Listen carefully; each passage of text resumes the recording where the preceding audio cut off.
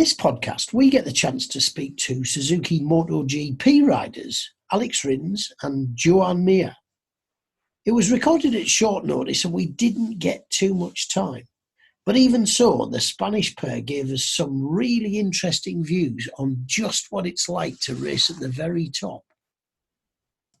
Good evening to you both. I'll start with you, Alex.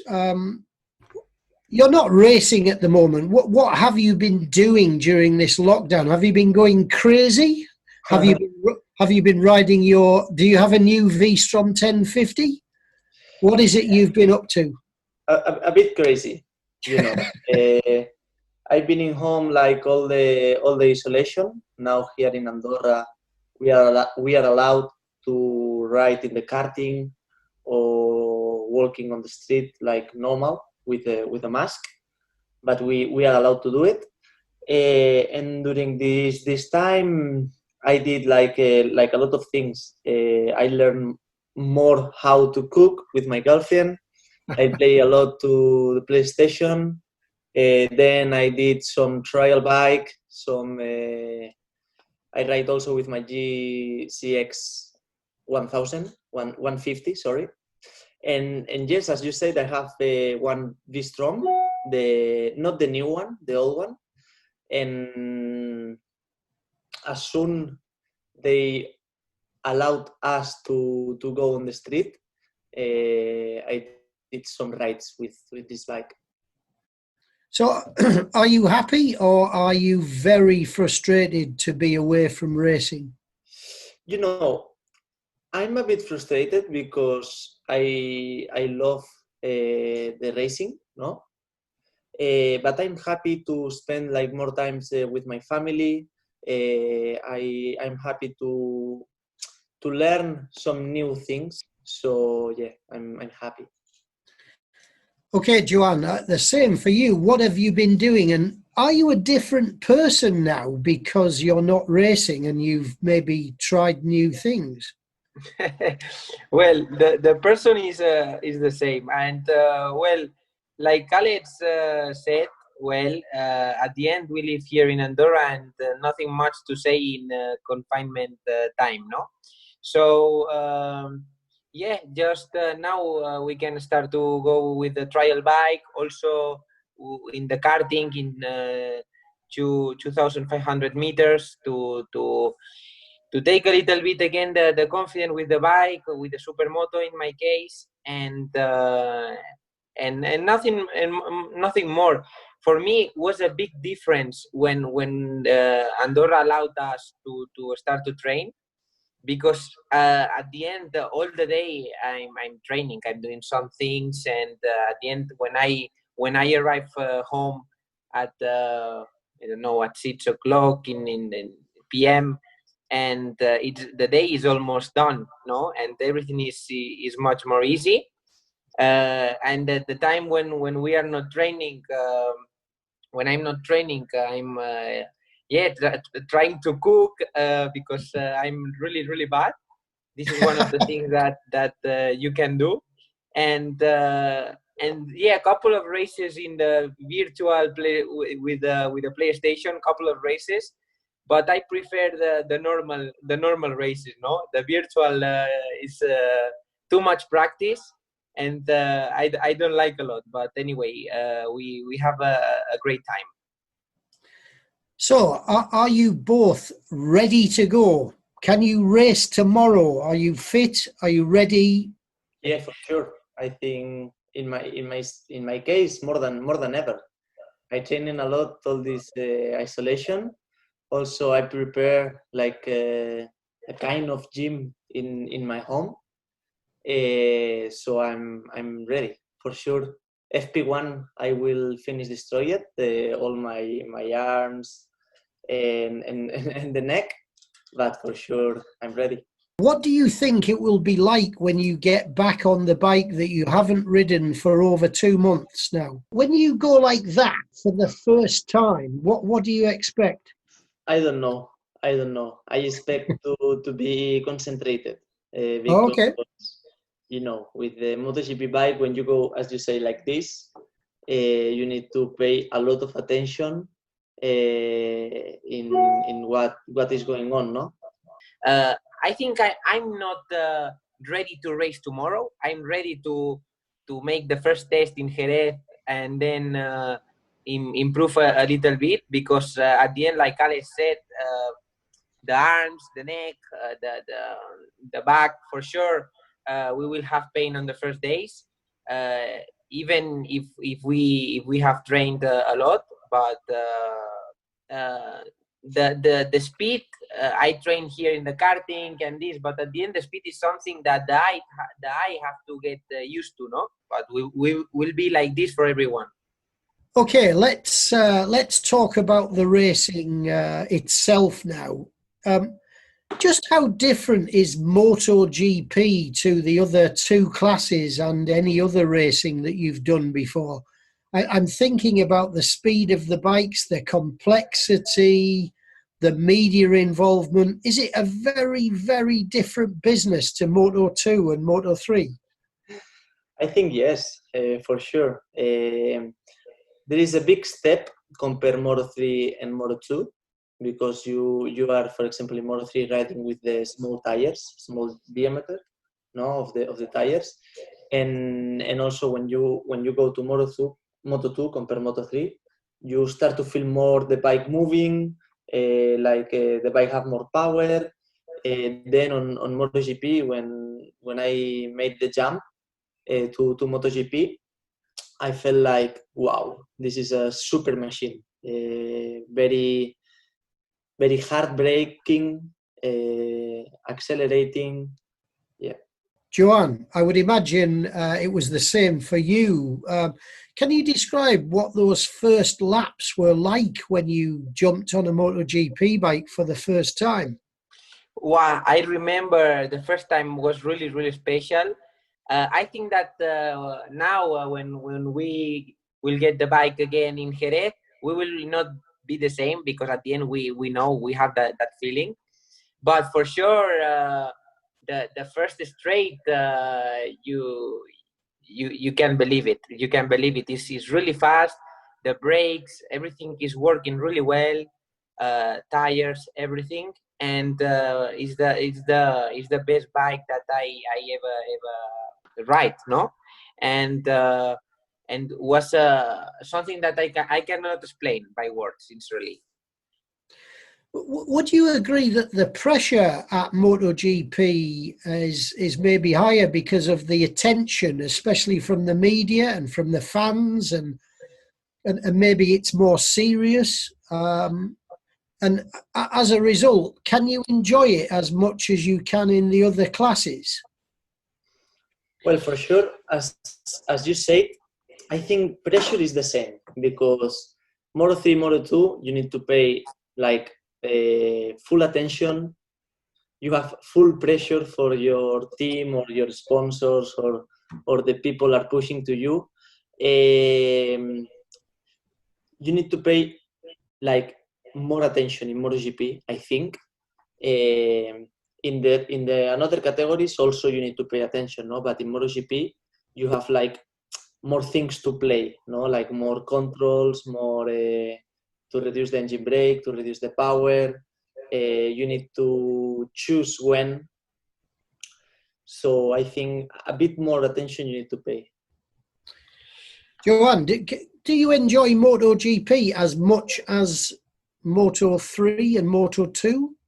Yes, I enjoy the same, because at the end the intensity in all the three bikes is the same. At the end, when you arrive in Moto3, you are not experienced. You don't have experience. You are in the World Championship. You have to demonstrate at the end, and it's always like that, no?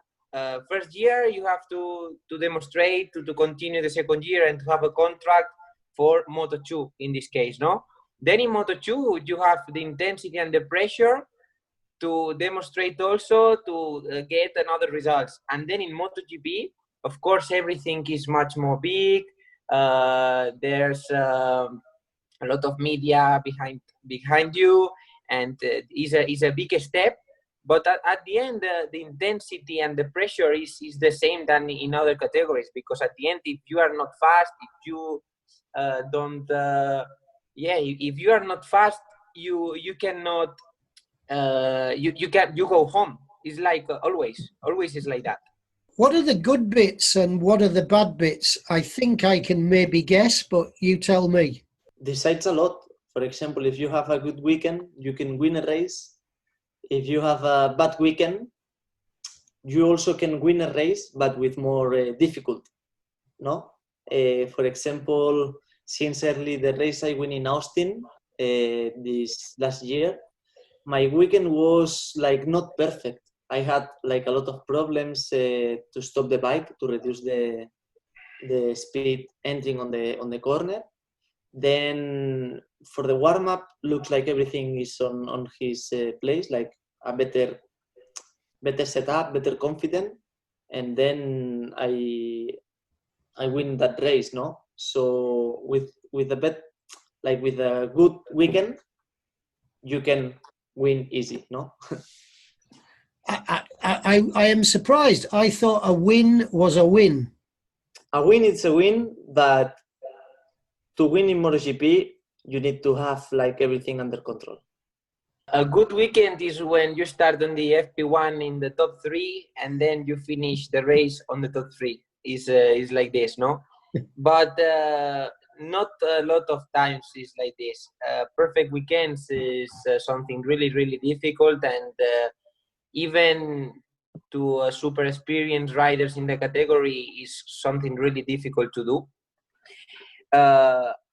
And the bad weekend is that one that you start in a bad way, and then you never get the feeling, you never get the speed, and when you get the speed, it's too late.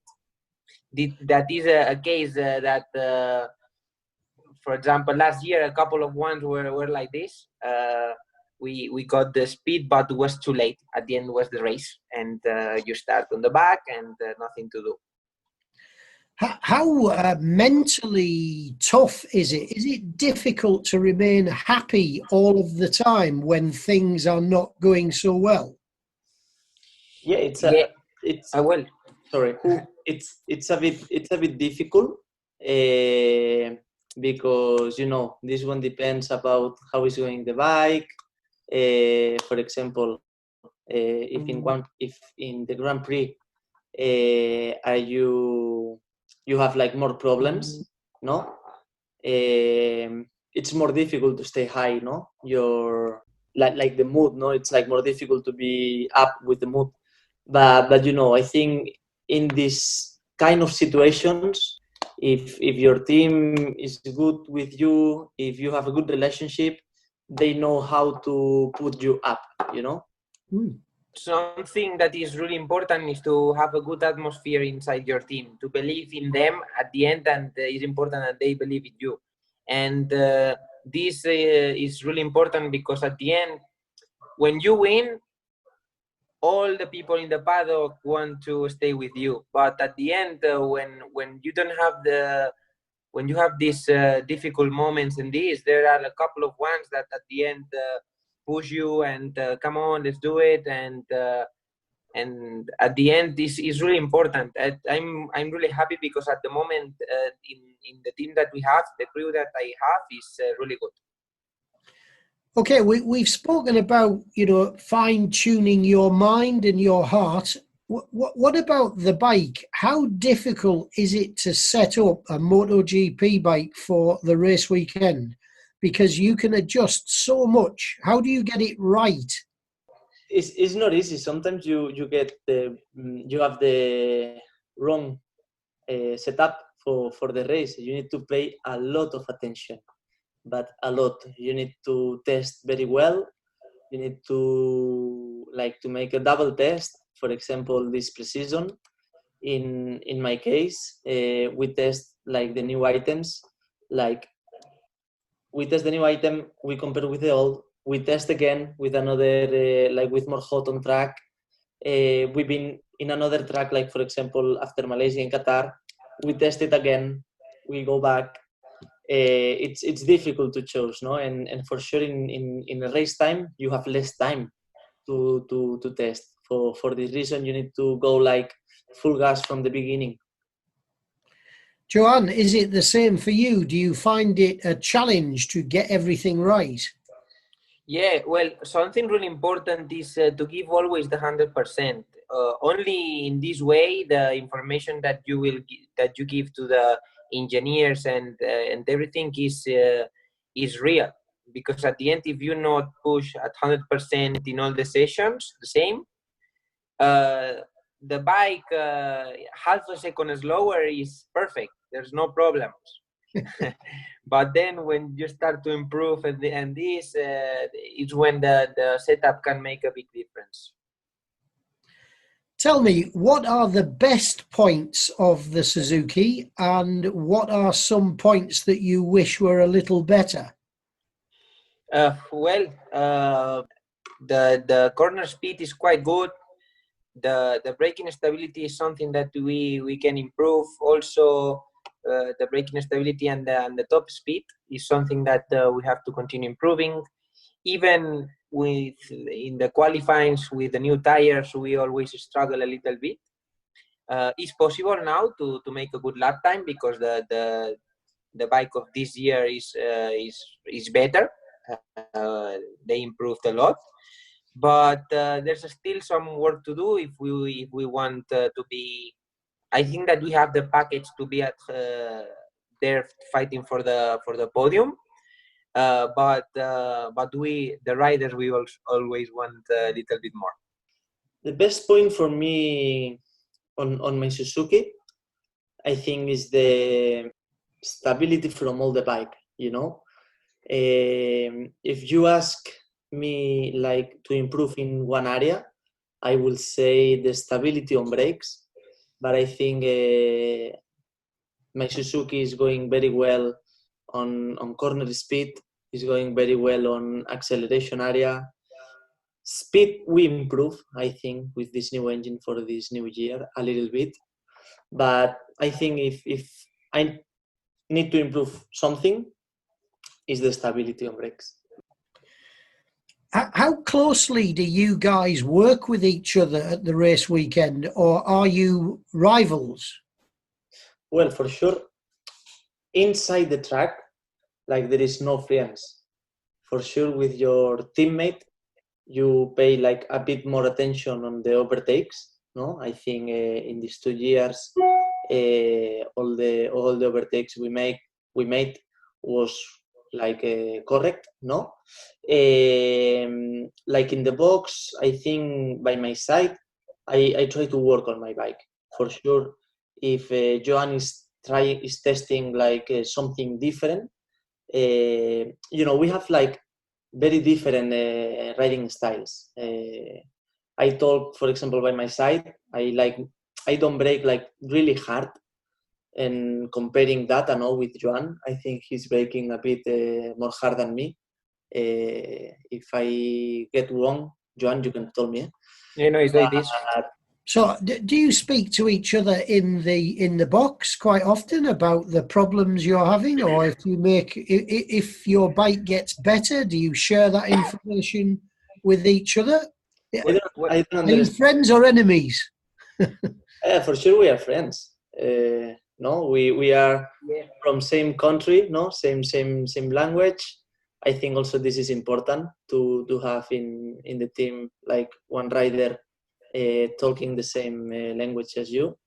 But for sure, we are rivals, no? For sure, Joan wants to beat me, and I want to beat him. But also, he wants to beat Mark. I want to beat Mark. Always we fight for the first positions. Okay, give me a prediction for this year. Where do you think you will end up in the championship? I'm going to put some money on this, so you must treat the question seriously. I would like to say first, in the end of the championship, for sure is my dream.